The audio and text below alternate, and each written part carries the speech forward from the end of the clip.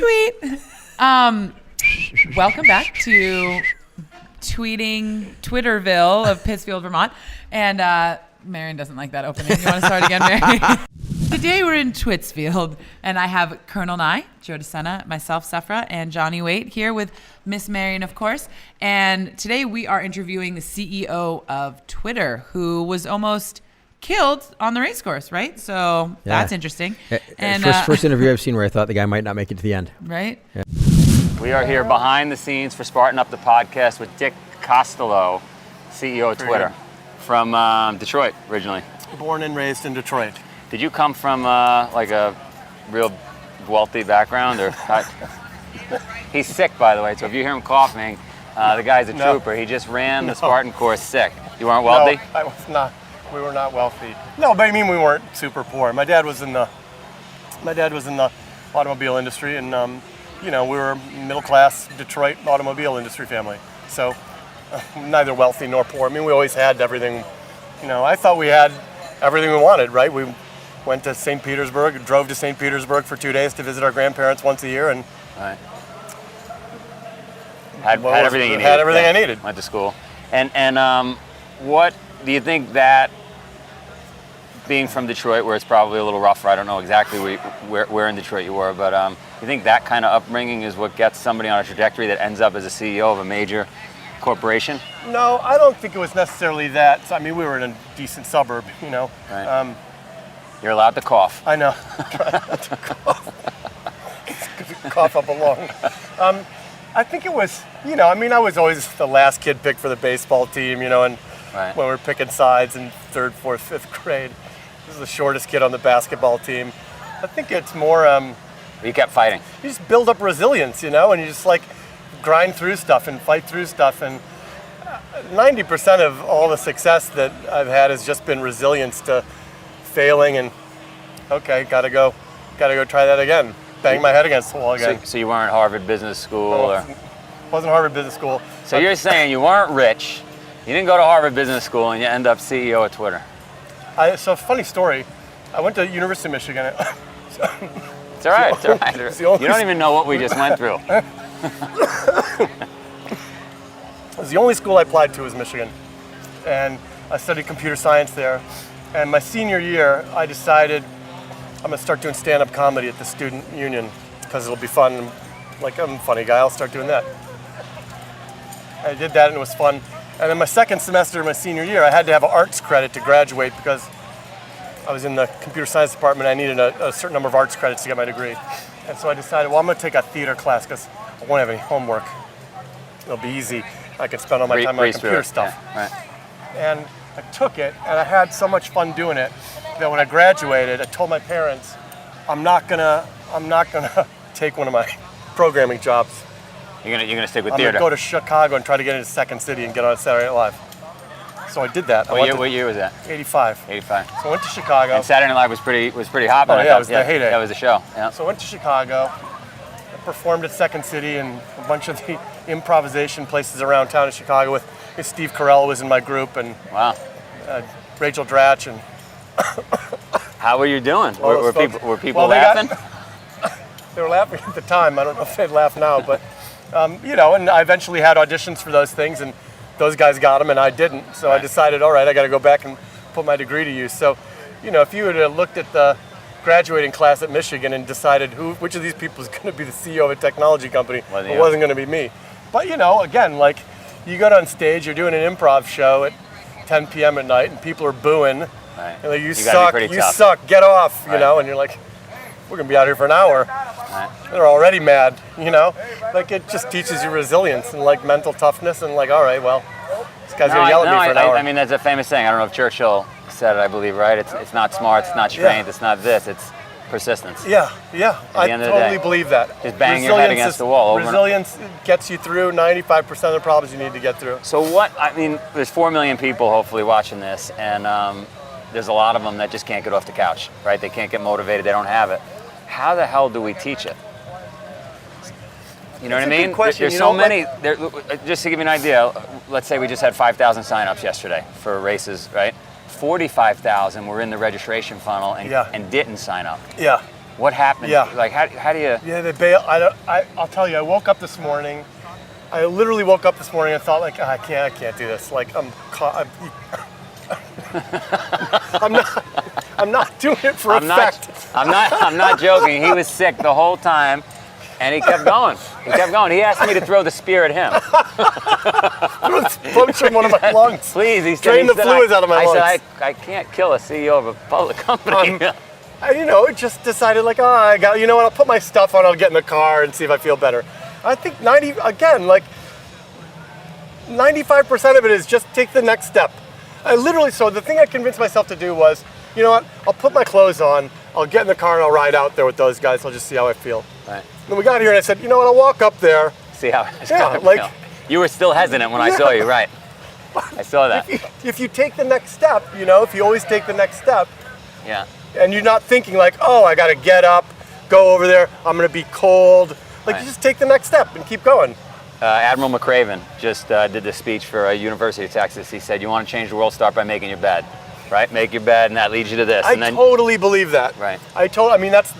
That's how I ended up doing it today. I wouldn't have, if I'd gotten up this morning and thought like, I got to jump into this, like, ice mud to climb the rope at the end of this. Just take the next step. Just get it done. Just get it done. Take the next step. We were on that barbed wire crawl at the end, which is just as bad as advertised. Was that worse than being on stage and getting booed at? That's a little bit worse. It's just as bad as advertised. And you're just, as you're getting through it and you're at the last like 10, 20 yards of it, you're just thinking, I just got to keep grinding, just take the next step. Just so you know, what I was thinking, I knew we had two different thoughts. What I was thinking was, I design these courses usually so that you think you're done and there's another mile of barbed wire. You were thinking, oh, we're almost done. I said, I can't tell them. This could go on for a while. Let's take a break and we'll come right back. I hope you're not sitting still while you listen. If you are, you better get a burpee break in. All right, we're back. So I fight with my wife all the time. I say, we don't fight a lot. It's a good way to start. It's a good way to start the second segment. No. We get along great. But we fight over this issue. I say there's nothing harder than building a business, not even giving birth. She argues with me. I don't really know because I never. Now I see why you fight with your wife all the time. Yes. So the question is running a business hard? Yeah. It's incredibly hard. It's hard every step of the way. I remember when I first became CEO of Twitter at the end of 2010, someone wanted to meet with me in December. I said, listen, I'm really busy right now. Let me get to you in March when I'll have the team I need around me and then I'll have time to meet with you. And you get to March, you're just busier, Right. And then the next March you're scaling the business and you're even busier. Sure. And it's just the next thing is always something you haven't done before. And even if somebody else has done it before and they're mentoring you, they haven't done it. It's not the same thing. It's not the same economic environment. And so you're doing all this stuff for the first time and learning all along the way and making 50,000 mistakes. Everything that can go wrong does go. I found. Yeah. Right. Even when things are going well, it's of course. Right. And and then there are, the more people you have, the more people issues you have, and there's something's constantly on fire. And I tell people it's probably like forestry management. You have to look at the landscape and go, okay, that's on fire, but it's not near a town, so I can let that burn for a while. That one's about to jump the highway. I got to go pay attention to that one. That's a really good analogy because that's right. That's it. You can't do all of them. Right. You've got limited resources, and what can I handle today? Right. Yeah. And it's hard to delegate that kind of understanding of what the priorities are. Yeah, you can't delegate the objective or the priorities. You can delegate how they're going to get done. Right. But you got to set those and say, hey, we got to take care of the one that's about to jump the highway before we go to that one. Get the little one over here. Today, out on the course, parallels to running the business. Yeah, the coolest thing that I saw in parallels to running the business out on the course were the obstacles where you really needed to work with somebody to get over it. Yeah. And if you did, you'd get over it faster. Sure, you could kind of grind through it yourself and probably make it. But if you worked as a team, you'd get through it faster. Those things are awesome team building exercises for people. Yeah. It's a physical manifestation of why teamwork allows you to be more successful than the guy out there doing it himself. Yeah, I think teams that work together, or even families. One woman ran by me and said, "You got my marriage back on track." And so it's exactly what you're saying, There right? were a lot of people saying a lot of crazy stuff as they ran. I know. As we ran by them or they ran by us. No, You had a 40-pound pack on, so I did have the a people running by you were running by you with a 40-pound pack on. Yeah. All right. Well, anything else? What's your favorite exercise? I do a lot of CrossFit, which is That helped. perfect training for this. Yeah. You nailed the spear throw. I nailed the spear throw. That was good. I bailed on I slid off the rope at the end, so burpee time. Yeah, I had, in full disclosure, I took the weight vest off for the rope. I couldn't do it.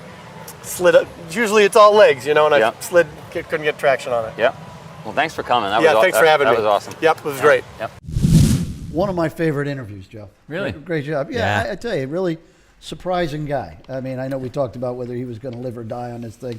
He was kind of sick and coughing and the rest of it, but interesting guy, interesting path to be the CEO of Twitter. Yeah. You wouldn't have thought that he would have been a stand-up comedian, and from there. He was booed off the stage. But You booed off suck. stage. Well, I mean, but I funny. imagine that happens to all comedians. Yeah. But if I don't have to imagine too hard, both of my brothers do stand-up comedy, so. Yeah. So I think you'd be great at it too, and I Caroline. booed both of them. So anyway, but I thought that was a really great interview. And because he's running the company he's running, or just because of the path he took to get there? Well, I think it was interesting the path he took. I think it's a little bit different. We talked off camera about this a little bit. A lot of these guys have had a These guys desire, being a vision. CEOs. The Yeah, people we've interviewed, or you've interviewed, have had driven to go one path their whole career, and boom, have seen something. He kind of took a different route, and didn't seem like it was his driving passion to be the CEO of a major corporation. Sure. I mean, he kind of took a little bit more of a winding path. So I think that gives him character, it gives him some interest, it gives it, for me to listen to it, it just makes it an interesting interview. I've been in the offices now a couple of times, and I got to tell you, he's down to earth. He's easygoing. He's not your typical CEO. Yeah. So and I think it comes from having that background. Well, he seemed like he had a great sense of humor. Yeah, I mean, the two yeah. of you guys, I thought, played off each other very well. It just, I don't know. I think maybe it was because it was at the race course. I think it's a little bit different dynamic there as well. So, I don't know. As a listener, I enjoyed the interview. Yeah, I love this guy. I mean, you think about the image of a CEO, especially of one of the most iconic companies of our modern times. And the guy just couldn't have been more friendly and fun and smart and funny, and obviously didn't take himself too seriously. I would think most guys would turn to their publicist and say, "Can we do this again? I'm coughing, I'm hacking here." He's like, I'm good. We'll just keep going. And, but also, I loved what he talked about. So two things. When you said about not taking the direct route, we've had a lot of people say, I knew what I wanted, laser focus, and that's awesome if you know. What he said is, I didn't know what I wanted. So I went and I did something totally different. And I failed, and from that, I was able to glean things that were really important later on.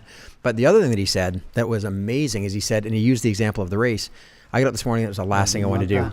So what I do, I said, I'm just going to get in the car. And then I got in the car, then I'll just drive there and I'll just at least say hi. And he said, just one more step. And, having been in races out here on your mountain where you think I can't take another step, but you can. Yeah. And so a lot of success. And he kept talking about resilience. Gets you through 95% of the top 7. And it isn't always passion. It isn't always being motivated. It's just putting one foot in front of the other. And obviously, if it can get you to be the CEO of Twitter and get you to the end of a Spartan race that you didn't know if you'd survive, I mean, it's pretty good stuff. Admiral McCraven, right? He said, you want to change the world, start by making your bed in the morning. And I think it was Chris. Churchill. Oh.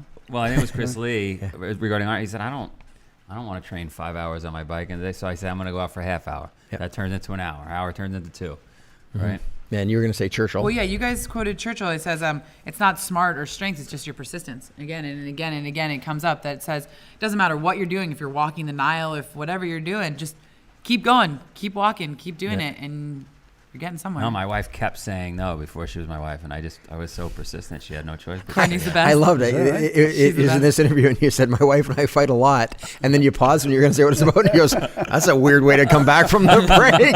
My wife and I fight a lot. Well done. The best. Yeah. All right. Cool. So good stuff. Yeah, another fantastic interview. Love that guy.